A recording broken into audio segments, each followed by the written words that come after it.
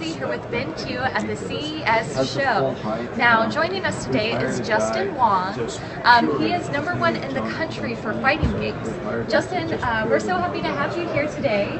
Now, tell us, how many hours a day do you spend gaming? It depends, but let's say an average between maybe 2 to 4 hours a day. 2 to 4 hours, and how many years have you been doing this for? I've been playing fighting games for over 10 years now, so it makes me an old person. I don't think it makes you an old person. That's nice though, over 10 years, so 2 to 3 hours a day, over 10 years. And now we've heard that you collaborated with BenQ on this monitor. What are some of the things that you recommended? Some of the things I recommended was just pretty much the color aspect and how to make the game look exactly how the characters look when it comes to arcade perfect, because mainly when you think about fighting game, it mainly comes from the arcade and also comic books, from, like, obviously you see like Marvel in the background, and you want to make sure it looks just like how someone would view the game as, oh look, that is Spider-Man, I can recognize his characters. And also I helped a lot in terms of just making sure the gameplay is good, and also people can't complain about, oh, it's laggy or anything, but right now I think it's pretty much perfect. Pretty much perfect. Yes. Well, that's what we like to hear. Well, it was so nice to have you here today, and good luck with your future games. You know, we had a competition here today to see if anyone could beat Justin Wong, and so far, how many years have gone by undefeated? I'm not too sure, but it's very low, I must say. Very, very, very low. All right, well, it was so nice to have you here today. Thanks over there.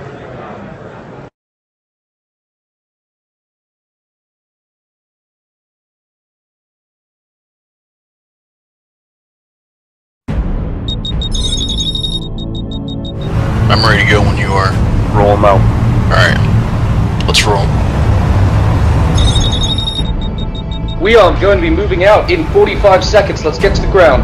Platoon 2, head towards your platoon waypoint. 5 minutes until freedom fries rain over Crux headquarters. Yummy.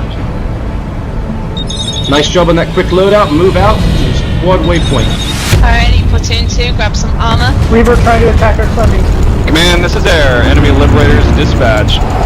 It needs a shock and awe. Oh, it's about to get a lot busier and I'm Moving out in 5. Alright, roger that. 3, 2, 1. Move. Go, go, go. Drop your shield and fire! Hit some station from the south side. Roger that. Better positions. Keep moving into better positions. Airstrike now, airstrike now. Go, go, go. Command, this is Shadow 3. We've taken Iraq's palms. Airwing, this is Command. I need you to clear spawns at Bastion. Request airstrike 7-3. Platoon 2, I need you guys there now. Copy that. Be advised, Command, your wife is a terrible driver, so we're kind of slow. All sections, we have the numbers at the ascent. Just be very aggressive. Get in there. Toss grenades. Everything you got. This has been a pretty epic fight.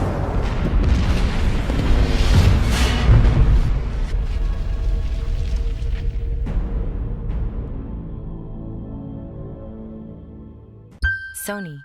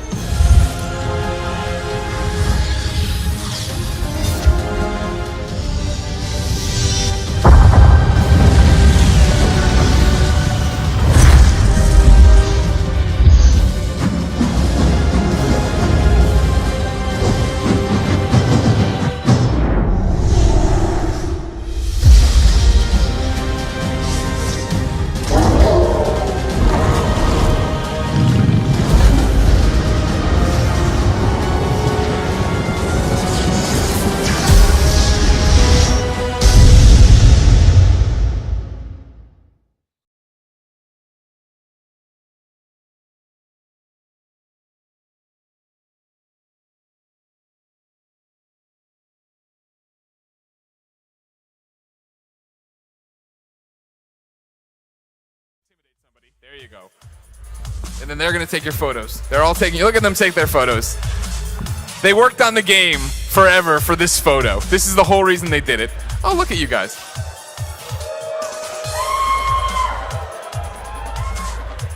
Hey, people in the back, how mad are you didn't get shirts? Should have lined up. All right, we'll be on in 1 second.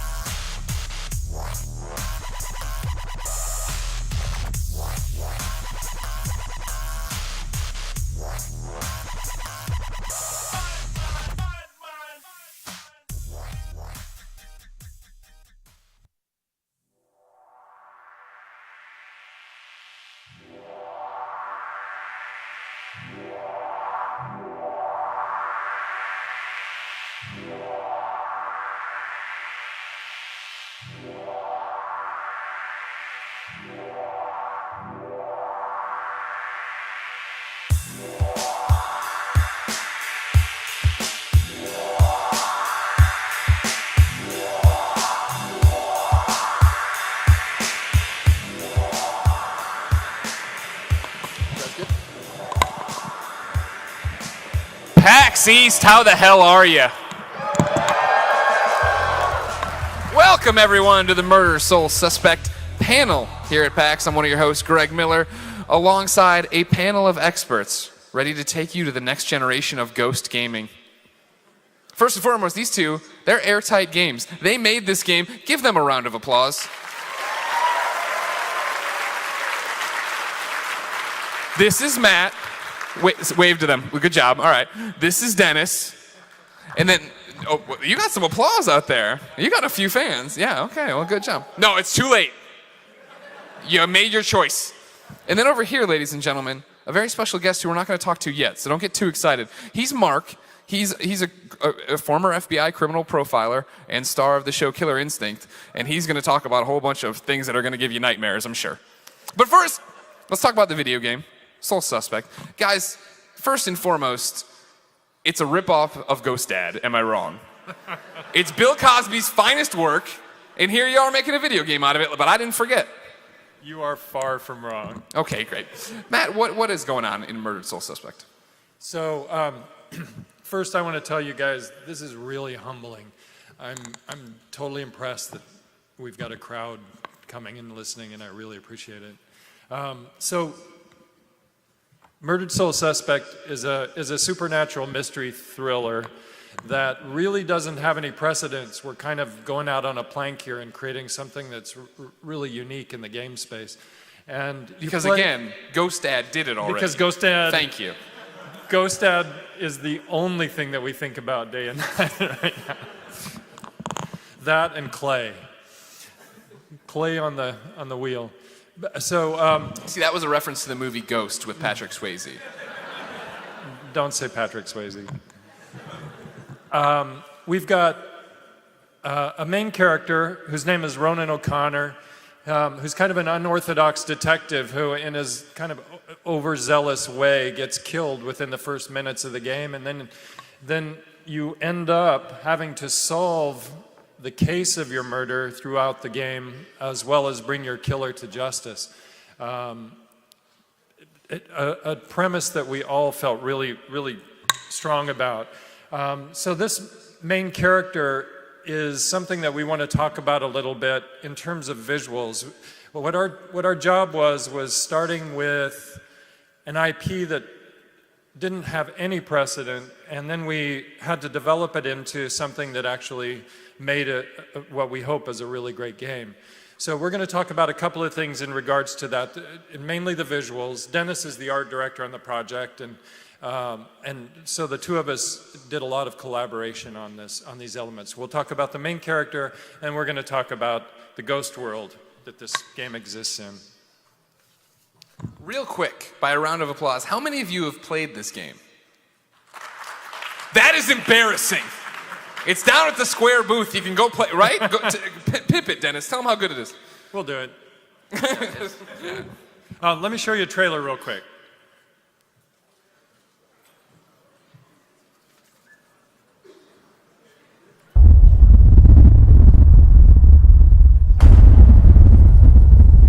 Detectives aren't supposed to get bloody knuckles, but I've done a lot of things I wasn't supposed to do. I lived through it all. Beatdowns, the backstabbing, disrespect most people wouldn't see in 10 lifetimes. I never lost a fight. Till now.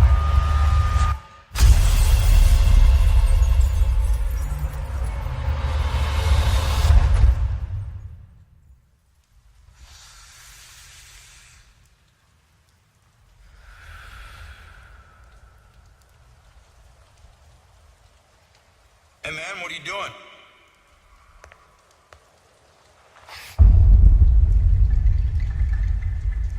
Hey! Move away from the body now! Fuck is this? Hey, did you hear me?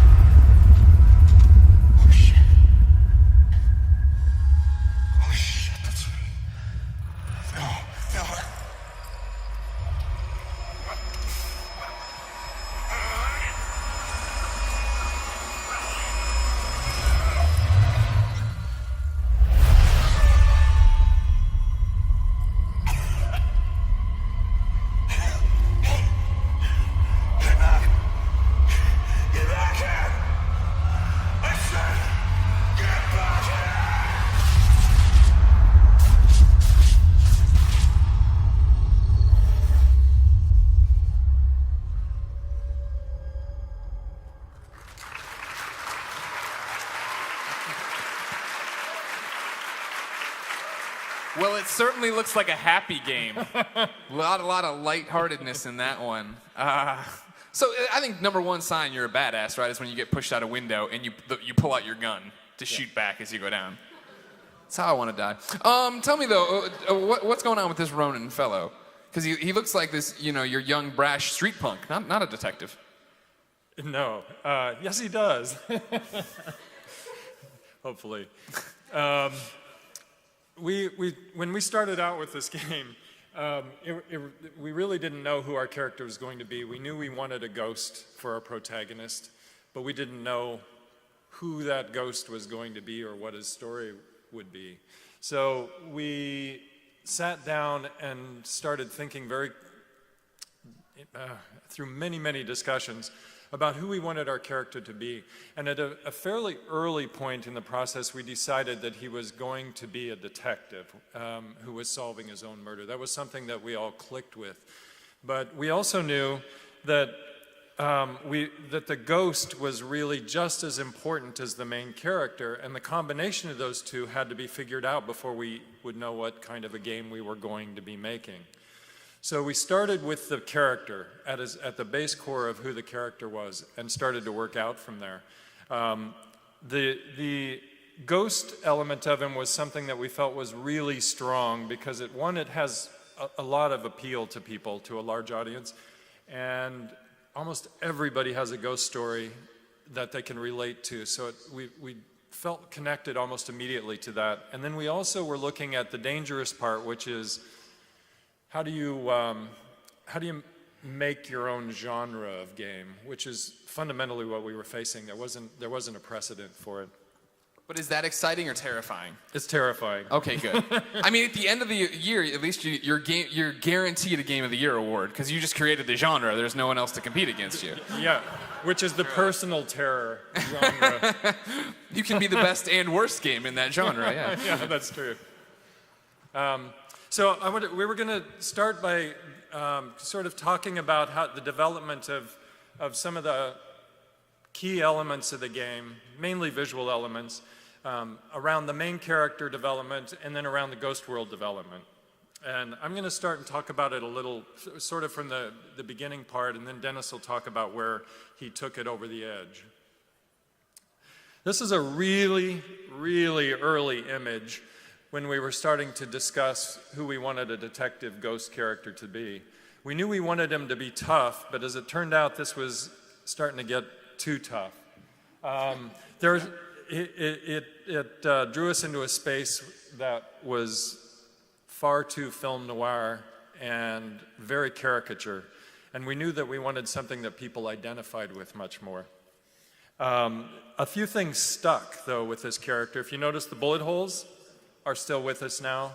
That was a key element that we really liked. And the cigarette, which is sort of this ironic thing that he supposedly could get rid of on death and he ends up being stuck with it no matter what. Even if you'll notice subtly in the game, if the player flicks the cigarette away, it'll reappear back into his fingers.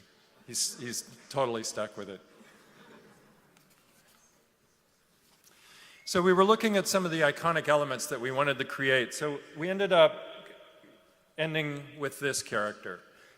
You notice the bullet holes stayed. We kind of added a bit more of an otherworldly, etheric treatment to them. We kept some of the police paraphernalia, the gun holsters and the straps, the things around his waist, so that you could immediately identify him as a cop. We wanted a little bit of a bad boy touch to him, so we started playing around with tattoos, which also gave him some history that are associated with those tattoos. And we gave him a hat, which gives him a very distinctive profile in the game and helps you to separate him out at all times. Now you say all that, and that all makes sense. Obviously, it looks cool, hat, sure, who doesn't love a hat? But what was the timeline to get from the first guy we saw who was too hard to this guy? It was a long time. I would bet we spent at least 6 months developing the character from the beginning. You know, from the guy in the trench coat that you see, actually could have even been more than the other.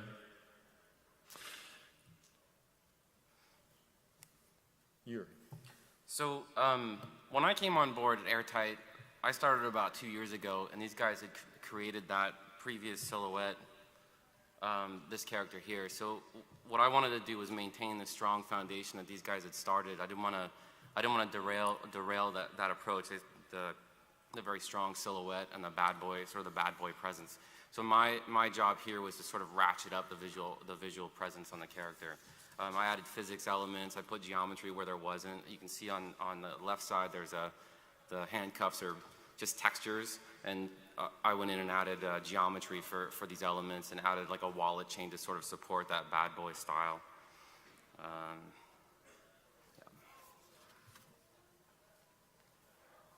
So I wanted to talk a little bit about the tattoos. I'm glad you're going to. This detective shows up, I leave. I don't care if I'm innocent. I'm like, oh no, my wife's fine. She's not missing. Don't worry about it. It's cool. Yeah, actually, so if you play the game on the show floor, there's a little bit more story that reveals on Ronan and what the tattoos mean and how they apply to him as a character. So I highly recommend you go to the Square booth and check it out. For real, just go to the booth, everybody, and play the game. So the original team had, well, actually, let me start with the backstory a little bit. Ronan grew up on the streets. He says that in a trailer, and he literally did. His parents were criminals, and his father liked to celebrate the crimes that he committed with tattoos, which I think is kind of an interesting story. And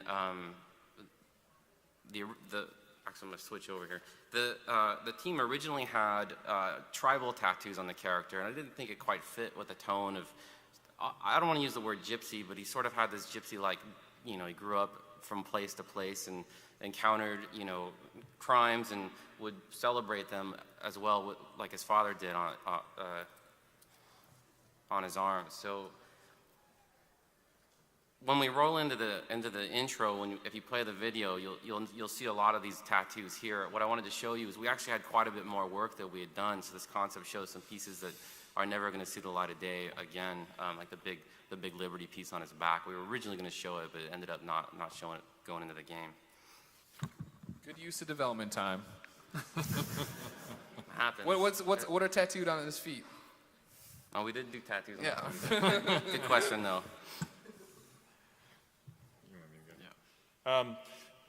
So really after we figured out who our character was, we began to understand where we were going with the game. And because this is a strong narrative-based game, unabashedly strong narrative-based game, we knew that we had to figure out who the character was before we could move forward on actual game design in a lot of ways.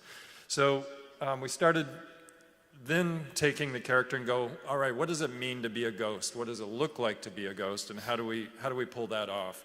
We found that the more we pulled out color and detail, it began to lock into place a lot more. And then we also found out that transparency was absolutely key.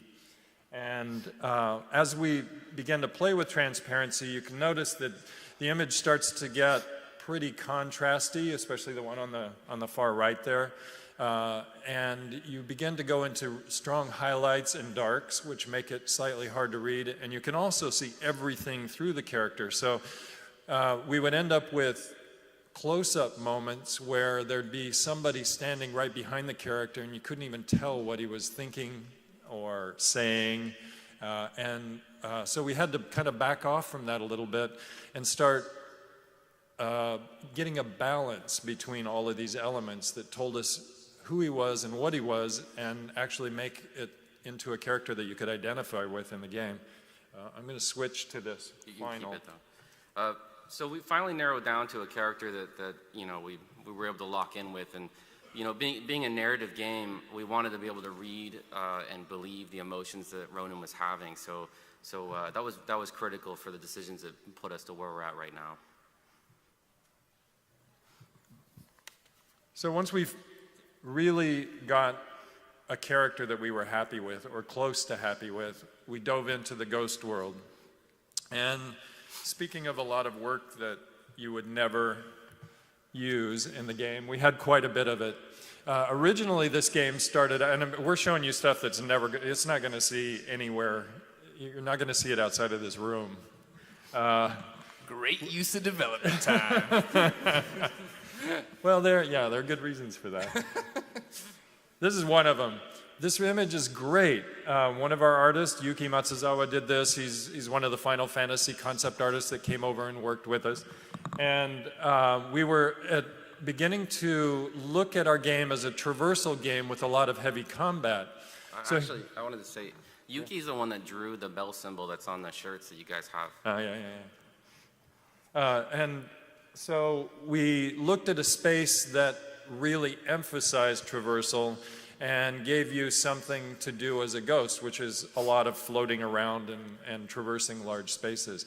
But it was absolutely wrong for the IP. The more we started developing it into an investigation, mature, almost intimate detective story, this stuff felt more like a fantasy world with superhero qualities, and it was just wrong. So we backed off from it.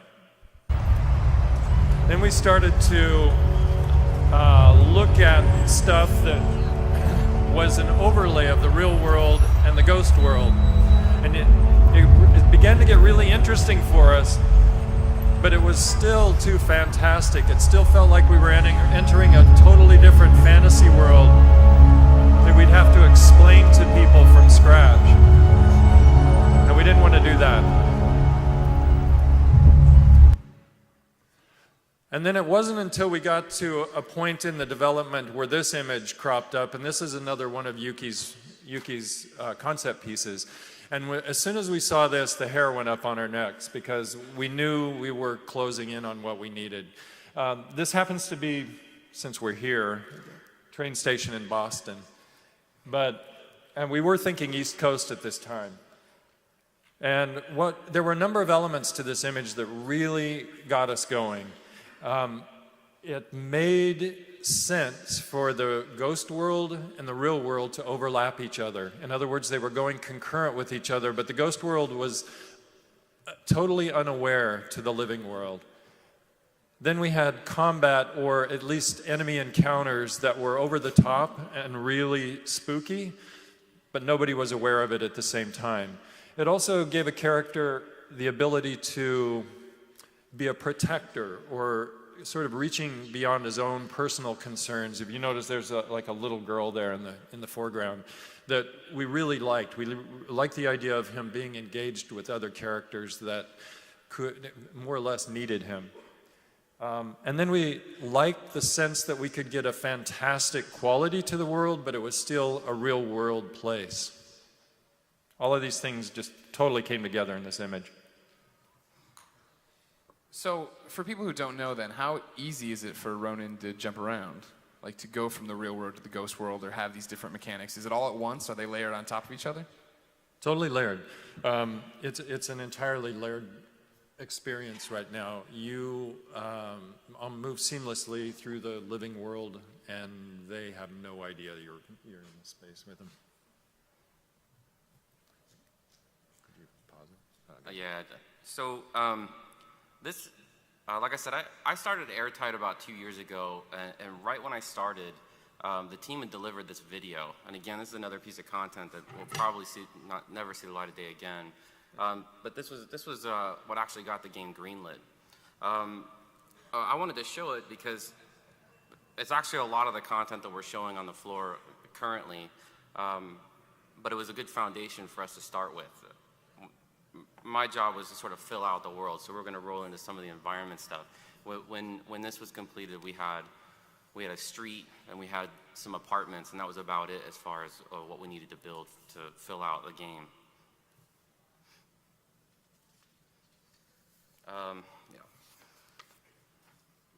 So to launch into it, I took screenshots from the game as it was from that video. And on the top there, you can see screenshots that were pulled right from the game. And I had concept artists come in and do some paint over work on those screenshots. Really what this was to give the environment team a clear target as to how to fill out the living world, what makes it feel like it's alive, you know, propping and assets and human scale elements. Once we had a visual target for what we wanted the real world to look like, I went and we had to fill out all all these specific locations. So we did concepts of buildings of disparate locations, like there's a church and the church rectory. So some of these places we haven't announced yet, so I'm not going to... So everybody be quiet, all right? Just keep it under your hat. It's cool. NDA. These concepts here give us a pretty clear direction as far as architecture and materials that we want to drive forward for the environment team to execute these locations. This here is actually a hospital that was fully rendered out. It turned out really nice, but tonally it didn't quite feel right, so I had it, steer a little bit more into the world that Murdered Soul Suspects lives in.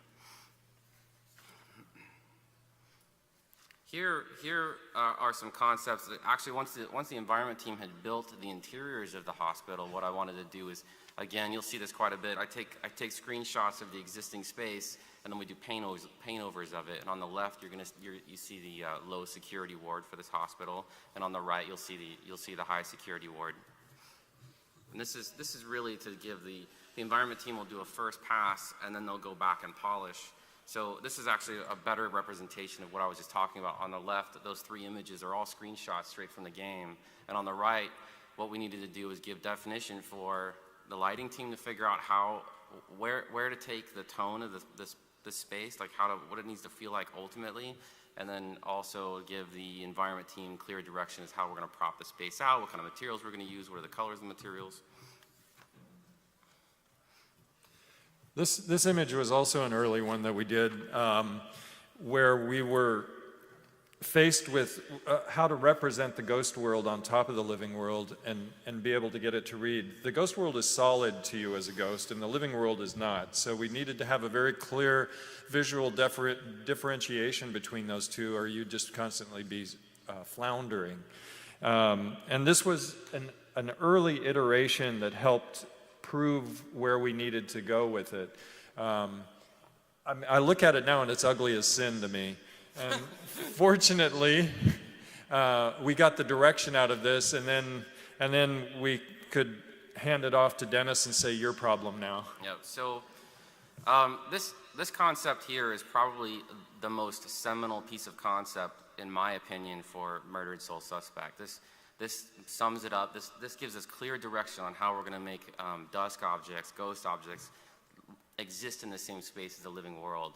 It's pretty simple. It's just a rocking horse sitting in a room.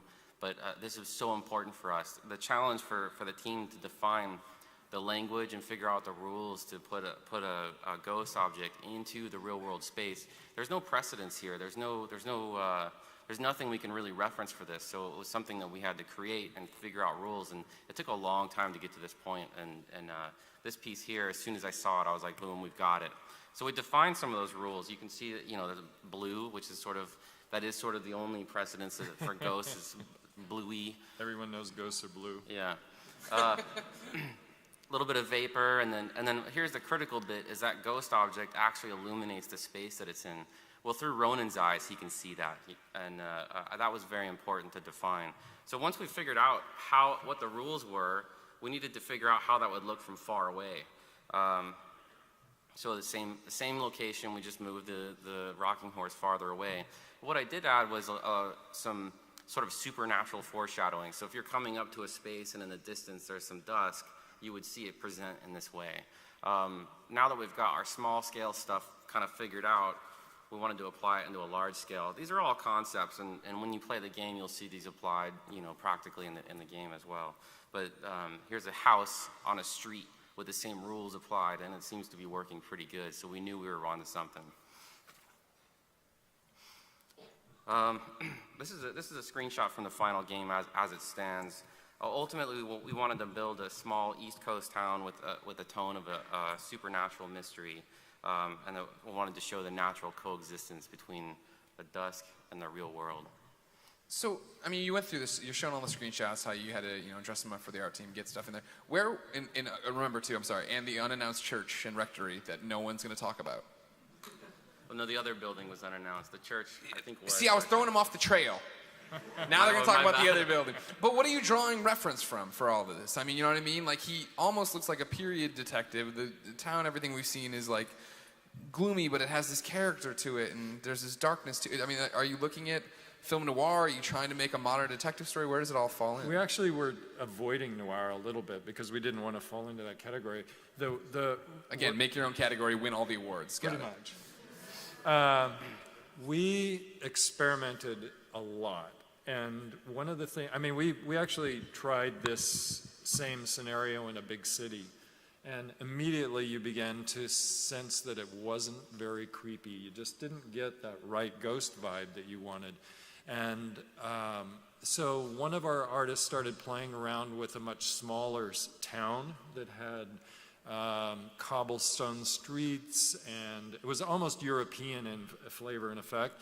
And we knew that it was wrong to be in a European city, but we immediately went, holy crap, that is starting to feel spooky. So we started looking around for places that worked with the narrative, that had that same small town, almost like your basement feel to it, but worked in the U.S. for us. And we settled on Salem. This does take place in Salem, Massachusetts. I like how you're like, oh yeah, this is supposed to be Boston. No claps. Salem. Everyone loves Salem. Fuck Boston. We're all visitors here, but Salem. That's what it's all about.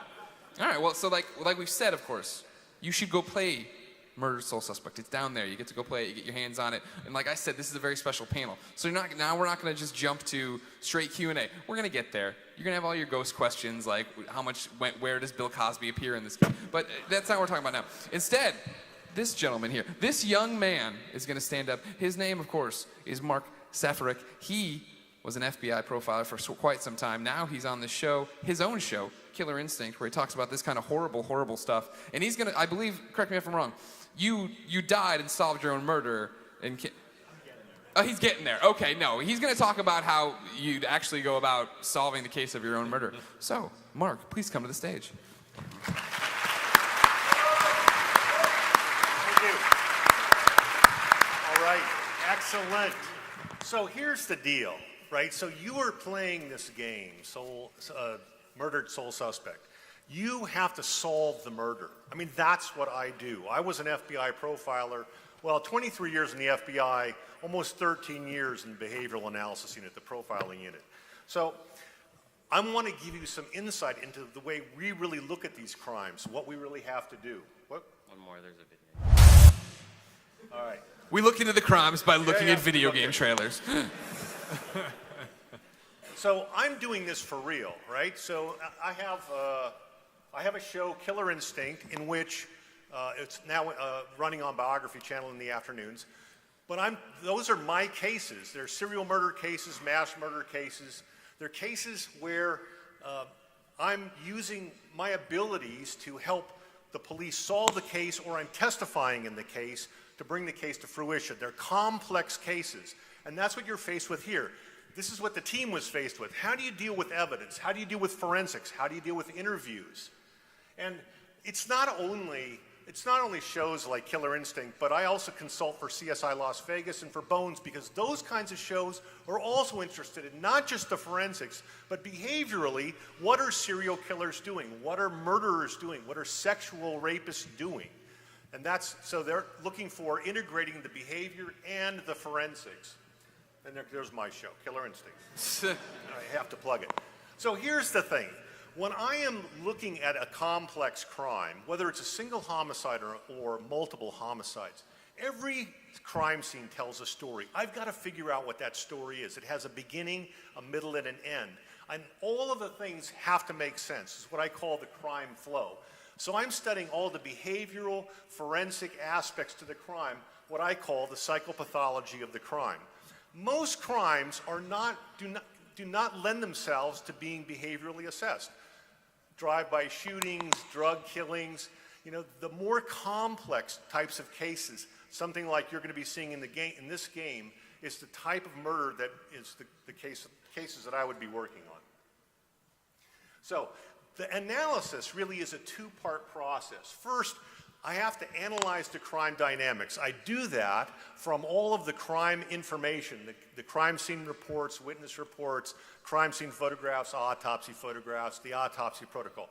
I look at all of that information, and I'm trying to pull out things like victimology. So I'm not going to read this slide to you, but victimology is a really key piece. Understanding why this particular person became the victim of a homicide on this day.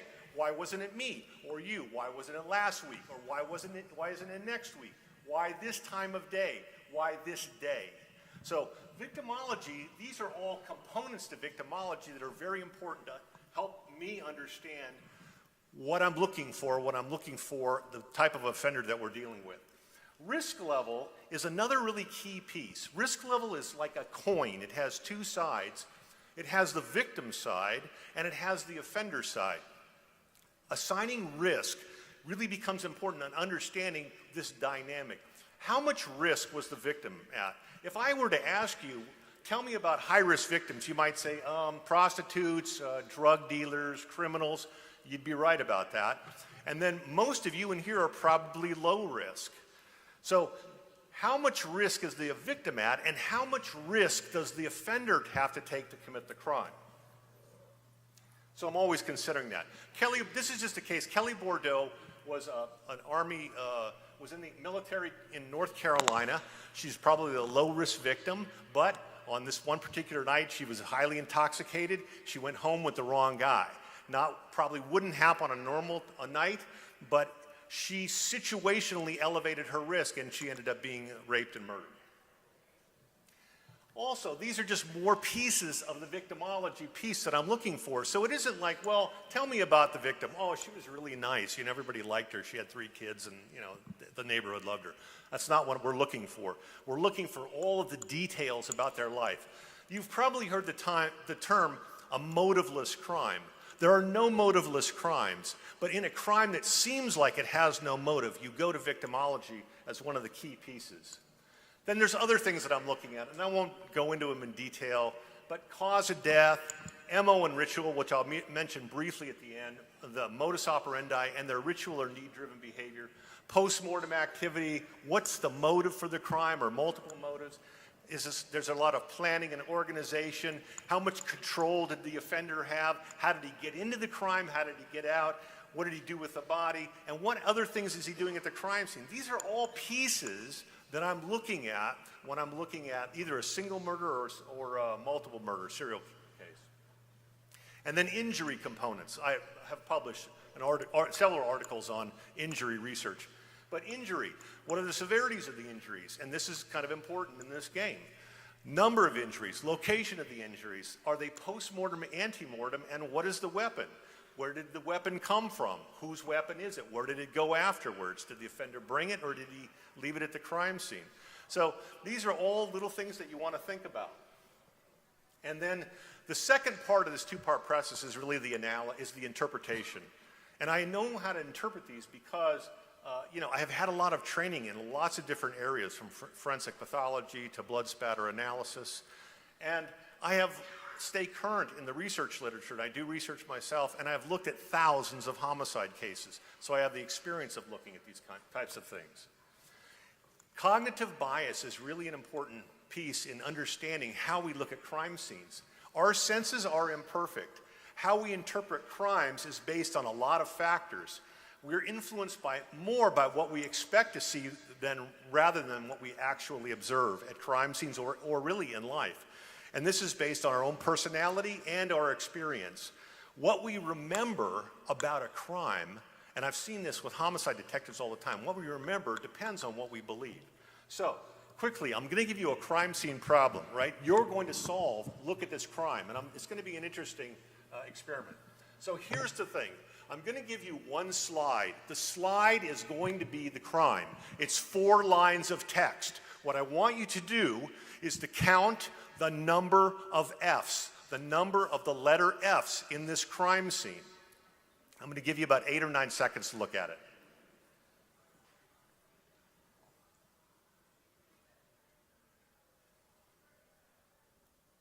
Okay. You're finished. You're all bright, intelligent people. I want you to look around. How many people saw 2 Fs by a show of hands? 2 Fs. Not one person. Okay, see, there's one guy over there going, well, okay, it's only me? No, I didn't see 2. So there's a couple people who saw 2. How about 3? Okay, look around. Look around. Look at how many people have seen 3 Fs. 4. See? A little less, but still a lot. 5. Okay. A lot, but less than 4. 6. Oh, now we're down to about 5 or 6 people. 7. My question. Murderer. That's the one. My question to you is why? If you're all looking at the same thing, why are you seeing different things? And that's the thing in a crime scene. When detectives tell me about their crime, I'm saying, wait a minute. I have to look at your crime because you're going to tell me what you think is important. And all of you just looked at this crime scene and you're all coming up with different variables. There are actually 6 Fs in this crime scene. It's a simple crime scene, but the object is that you all can see that you're not all seeing the same thing when you're looking at the same crime. And this is another simple experiment, and I'm not going to belabor it because I don't have a lot of time. Matt and Dennis took some of my time. Thanks very much. But so when you see this, what do you see when you first look at this? You see dots, but what do you see? You see a box, right? And that's the problem. Because when I tell you, I want you to connect all 9 dots with 4 straight lines without lifting your pen, it's actually impossible to do it. You cannot do it inside the box. And so if you, as a detective, if you're looking at something, if you've already eliminated something because you're already inside the box, you're not going to be able to solve the crime. So what you have to do is you have to go outside the box. You have to think outside the box. I know it sounds stupid, but that's what you have to do. And that's what I do when I look at crime scenes, complex crimes. What's going on here? So here are a couple of things that I'm always thinking about. What is possible versus what is probable? What is consistent in this crime with what is inconsistent? Expected versus excessive, and imposition versus exposition. So the first one, possible versus probable. Now, this is from 2012. We found water on Mars, right? We have found water. So my question to you is, if there's water on Mars, could there be life on Mars? I'm just asking if it's possible. Yes, there could be life on Mars. Okay, if it's possible there's life on Mars, is it possible that that life form has come down to Earth at some point in time? I'm just asking if it's possible. Yes, of course, right. If it's possible that that life form came down to Earth, is it possible that that alien life form came down to Florida and murdered Kaylee Anthony, the little 2-year-old girl? Is that possible? No, it's not possible, right? We know what happened there. The problem is we cannot deal with what is possible in crime. We can only deal with what is probable, what is likely, right? So, I mean, it's possible if I buy a Powerball ticket, I'm going to win. It's possible, but frankly, the odds say that it's so far from possible that it's really impossible to win. Sherlock Holmes, in The Scandal in Bohemia, said, "It is a capital mistake to theorize before one has data.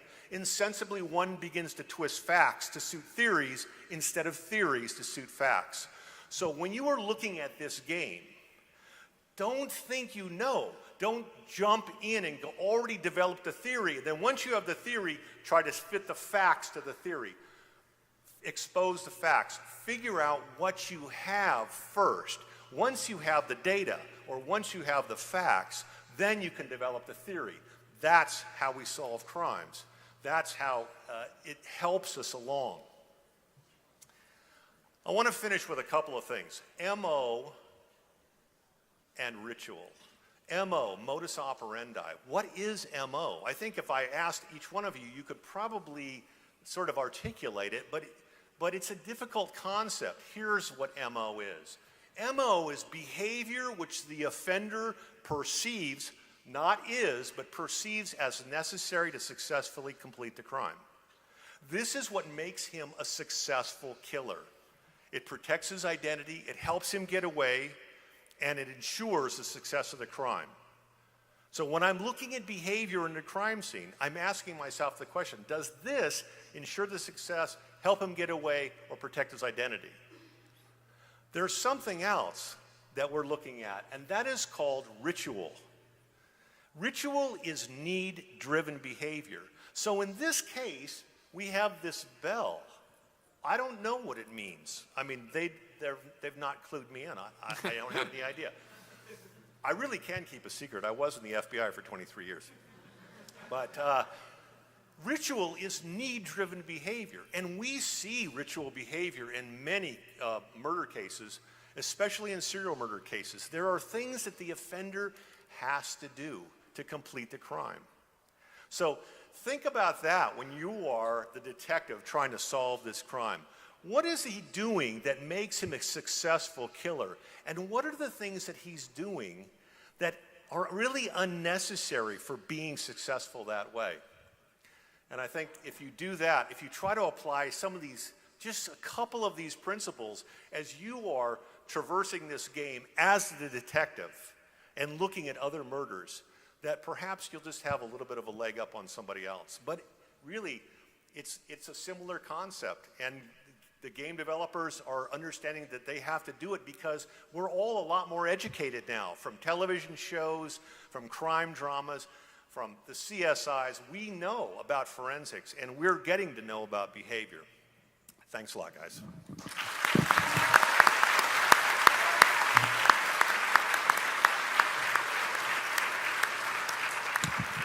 Holy crap, right? Man, we thought we were just going to talk about video games. We got 2 mics in the audience. Let's line up for questions about murdered soul suspect. I'll start. You talked about Ronan, right? And you're making this character, and you want him to be this bad boy, but be this, driven guy and have this backstory. How hard is that, right? How hard is it just to be like, oh, it's Nathan Drake in a hat? You know what I mean? Like you want to make something, right, that isn't just every protagonist from every other video game. You're on to us. We have an amazing writer, and his father is a policeman as well, so he had some inside info into this whole process.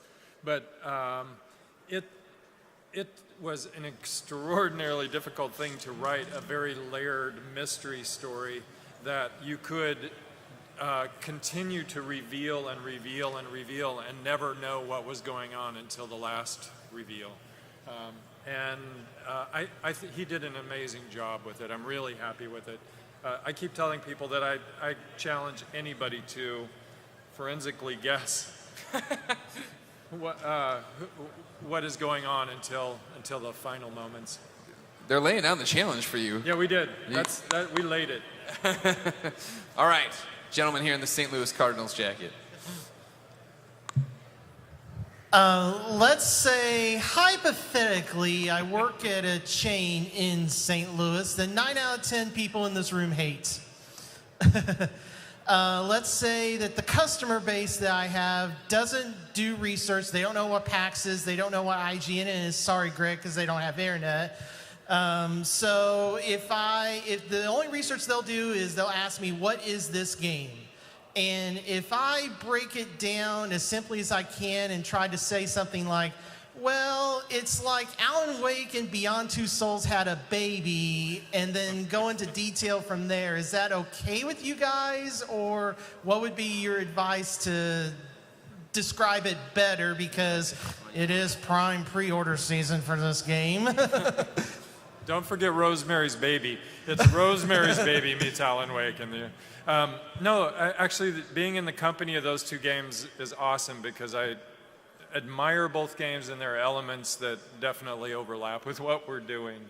But we are a game that has kind of extended itself into a space that didn't exist before. So we're a supernatural investigation thriller, and with an emphasis on investigation, and where you are a character that has to solve your own murder. Okay. Thank you. Sure. Sir. So this sounds really interesting, and I love the idea of the detective story, but is it going to be possible to not win this game? If I don't track the clues, if I don't look at the rituals, can I fail? No. We actually don't punish you for being a really bad detective. We just reward you for being a really good one. Is it sad that I'm disappointed by that? Like, I want the challenge in the game. I don't Oh, want to there's have to definitely challenge, and you'll see it when you have to sort through the clues. But we discovered that if you try and treat it like an actual crime investigation, you don't know what to do. You don't know what the hell to do in that situation. And there's a lot of expertise that goes into, and a lot of patience that goes into figuring out a true crime scene. And we personally didn't have the patience to do it. So we sort of subtly guide you and help you to understand ways of thinking about the clues that you come across so that you can come to those conclusions. But we don't give you the conclusion. You have to come to them yourself. Thank you. So, first of all, really cool concept. I played it on the floor, and I've actually been to Salem, Massachusetts.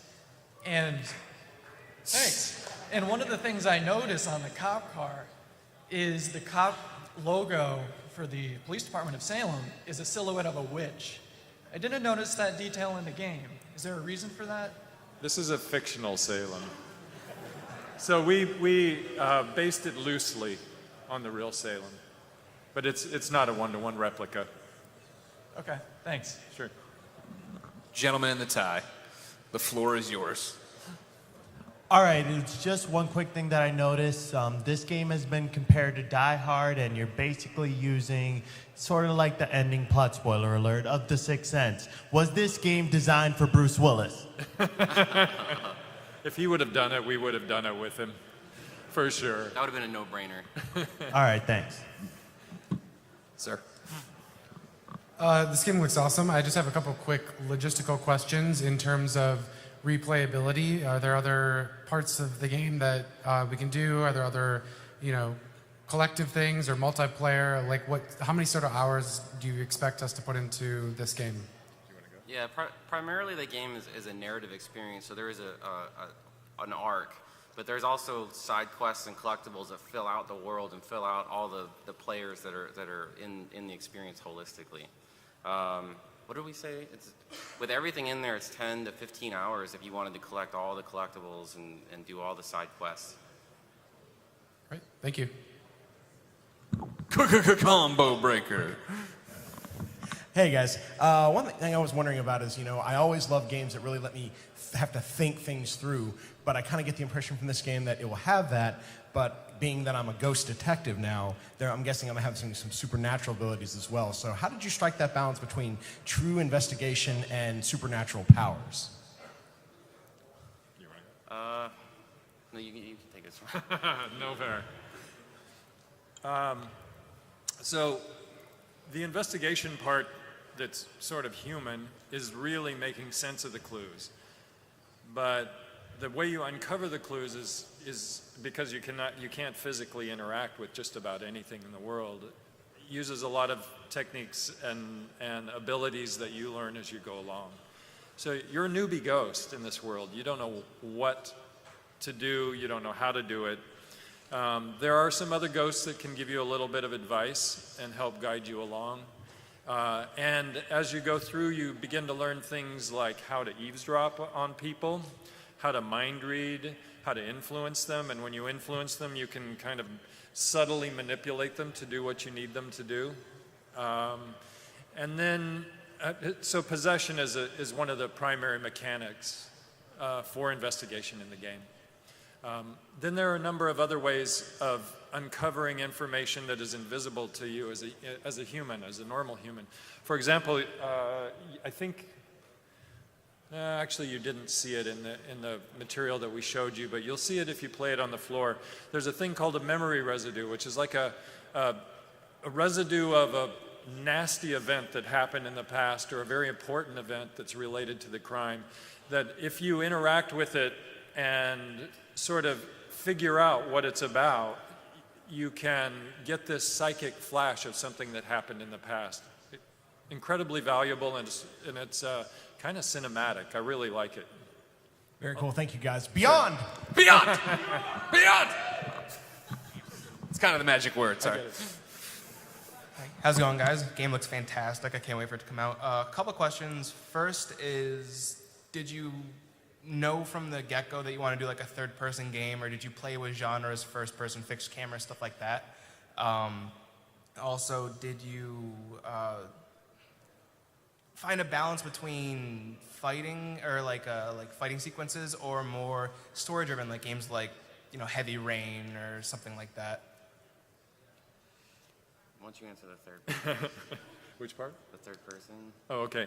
No, we knew right away that we wanted a third-person game, and the reason is because this is a game that is very story-driven, and it's extremely narrative, and in a first-person game, you generally project everything onto your character, and we wanted to create a character who had a very specific story to tell. So we chose that right away, and you were gonna. Yeah, the primary experience for this game is to be an investigation game, so we didn't really want to lean too heavily on combat. So there are encounters that you have, and you can strategy your way around them, or you can face them head on, and we give you tools to be able to decide how you want to approach it. So it's a soft touch, but we don't get too heavy in the combat at all. Thank you, guys. Yeah, thank you. So you told us a lot about our main character, Rowan, but what are some of the other characters in the game who are going to add to the plot and experience? Ooh, I don't know if we want to tell about those. So I'll just say that every character in the game is a potential suspect. And as you go along and play the game, you're going to be getting a lot of subtle clues, both through the narrative and through your investigation, that will point you one way or the other. And so it really pays to pay attention to the characters that you're encountering, and it makes those encounters really interesting because they might be more involved than you think they are. Specific characters, I guess we've shown. I don't want to talk about any that you haven't seen yet, but you saw a couple of the cops on the street. Those guys are key characters in the game. You saw a residue of joy. You saw a residue. There's a kind of a almost street kid that you encounter in the game that is an important character too, that is very important to both your ability to manipulate the world and to understand it. Sir? So the one question I have in mind is this going to be like an open world game or a very linear game? Or is it just going to be like a hub world that leads to like different missions? Because if there's one thing that really irks me when I just don't know like what type of game it is. It's a little bit hubbish. It's and a little bit open. It's hubbish. Yeah, you can backtrack, and since there's a ton of optional content, you can actually backtrack and go back to locations you'd previously visited.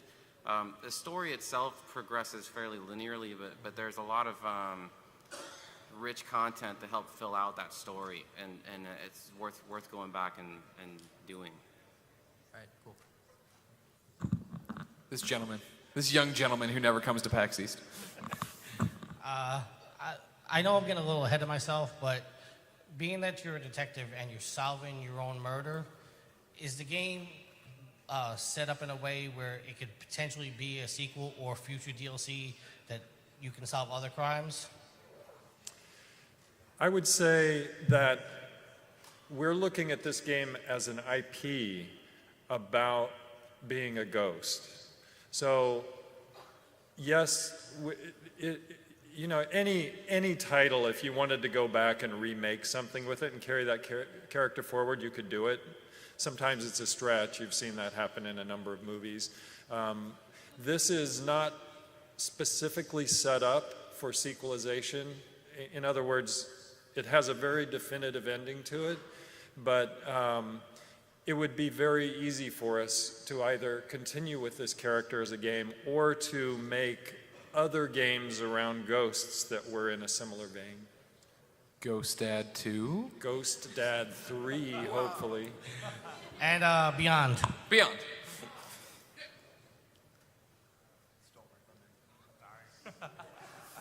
Was totally going to do that. So I think this is a really cool concept that's kind of branching out the Square Enix library a little bit, and I just had a quick question for you guys. Was this your concept that you kind of brought to the table and were like, hey guys, here's our game, let's make it?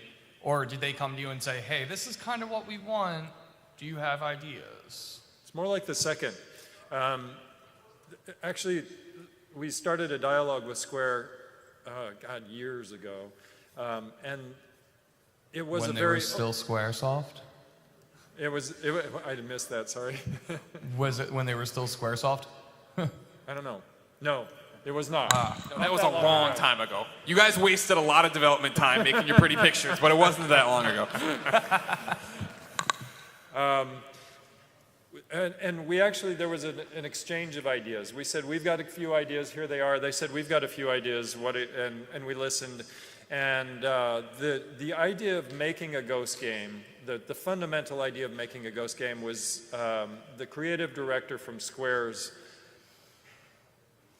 brainchild, Yosuke, and Shiokawa-san. He was really interested in making a Ghost game, but we didn't know at that time what that meant. All we knew that you were going to be a ghost and you were going to do something. And we developed it from there together. Cool. And just a secondary question off of that real quick. How receptive were they to your ideas? Say that one more time.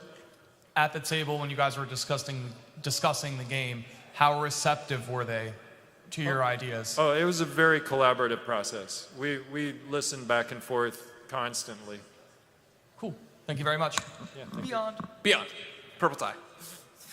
Is it necessary to confront the demons in order to beat the game, or can you just solve the human crime? I actually at two today we did a Twitch run through, and I bypassed the demons to just get through the gameplay. So you can skirt around them using the tools that we provide for you. And you can beat the game without confronting them all. But it gets more difficult as things go along. It does get challenging. Everybody's got to fight demons. That's right. It's just a metaphor. Okay, so with crime scene investigation, my mind immediately goes to LA Noire, and I was wondering how, comparatively speaking, Sole Suspect sort of stacks up against the like evidence collection and interaction with suspects. For the most part, in LA Noire, you went around and you just collected pieces until you found, you kind of ran over everything until you found the one thing that you needed to find, and then you were done with that investigation. We didn't really, they did a good job with the game. I'm not disparaging it, but that's not what we wanted to do. We wanted you to think about the evidence that you were finding in wherever it existed and make sense of it, as opposed to just being given the answer. So really in this game, once you've collected the evidence, you have to evaluate it and make sense of it, piece it together, and then see if you're right. So it's actually a very different logical process than what LA Noire had. Awesome, thank you guys. Sure. Miss. Hi, two questions. Regarding the tattoos, and you guys kind of explain it and you see it when you play the demo downstairs. Do you guys go in more depth with those tattoos, like flashbacks about what, every single aspect of it? And one thing, and I know this might be the bad question to ask, with the killer and that aspect of that, did you guys base it off of, cases that he had? Or did you guys kind of go and say, well, we think this is the way he should go, and kind of bounce ideas after each other and like kind of more collaborative effort? Well, regarding the tattoos,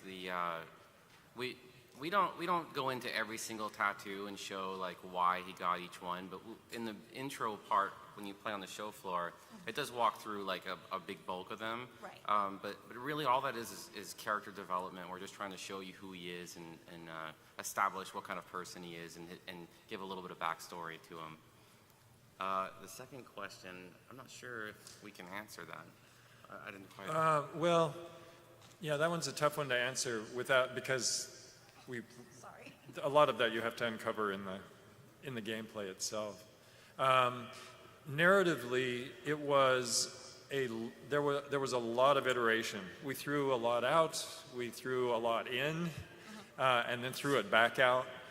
So we ended up with a process of removal and adding that took place over several years, actually, to get to that point. Yeah. Thank you. I'm sorry, she has the honor of being the final question, but I have good news, ladies and gentlemen. Because you were dedicated and stayed till the very end. They didn't want me to say this when there was a bunch of people here, but you dedicated people. Tomorrow there's a special event centered around Murder Soul Suspect. You got to go to the Square Enix booth and sign up for it. That's all I'm allowed to say. The game comes out June 3rd. Give it up for your panel, Murder Soul Suspect.